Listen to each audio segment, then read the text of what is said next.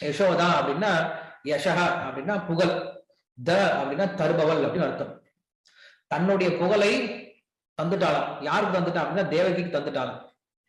உண்மையில கிருஷ்ணர் யசோதைக்கு தான் பிறந்தா, யசோதைக்கு தான் பிறந்தாள் அப்படின்றது விஷயம் உங்களுக்கு சாஸ்திரத்துல இன்னும் கொஞ்ச நேரத்துல சொல்லுவார். ஆனா இன்னைக்கு உலகத்துல பார்த்தோம் அப்படின்னா எல்லாரும் என்ன சொல்றாங்க, கிருஷ்ணருடைய அம்மா யாருன்னு கேட்டாங்க அப்படின்னா எல்லாரும் சொல்ற விஷயம் தேவகி அப்படின்னு சொல்றாங்க. ஆனா உண்மையில கிருஷ்ணர் யசோதைக்கும் பிறந்திருக்க. யசோதனுடைய குழந்தை கிருஷ்ணர் தான். தேவகியோட குழந்தை 4 கையோட பிறந்தார்.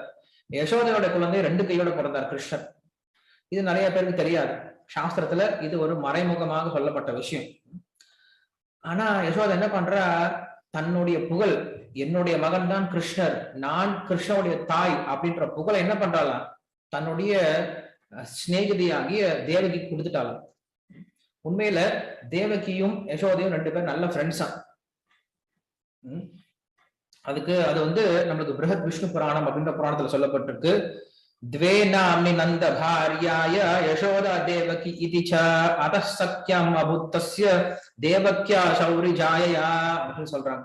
அதாவது நந்த மகாராஜனாகிய யசோதை, நந்த மகாராஜனுடைய மனைவி யசோதை, யசோதைக்கு 2 பேர் இருக்காங்க. யசோதையோட 2 பேர் என்ன அப்படின்னா, ஒன்று யசோதா, இன்னொன்று தேவகி. யசோதையோட இன்னொரு பேர் தேவகியா. யசோதைக்கு தேவகின்னு பேர் இருந்ததுனால யசோதை என்ன பண்றா, எப்பயோ ஒரு சமயம் வசுதேவன் அவங்க வீட்டுக்கு போயிருக்காங்க. சோ போயிருக்கும் போது அங்க வசுதேவனுடைய மனைவி பேரு தேவகி. 2 பேரும் பேசிக்கிறாங்க. அடடே, ஏன் பேரும் தேவகி, உங்க பேரும் தேவகியா? தேவகி ஃப்ரெண்ட் ஆயிட்டாங்க. தேவகின்ற பேர்னால 2 பேரும் ஃப்ரெண்ட் ஆயிட்டாங்க. சோ அப்படி 2 பேரும் ரொம்ப நல்ல நண்பர்களா இருக்காங்க. ஆனா உண்மையில யசோதையனுடைய இன்னொரு பெயர் தேவகி அப்படின்னு சொல்ற விஷயத்த நம்மளுக்கு சாஸ்திரங்கள் இங்க எடுத்து கொடுக்குறாங்க.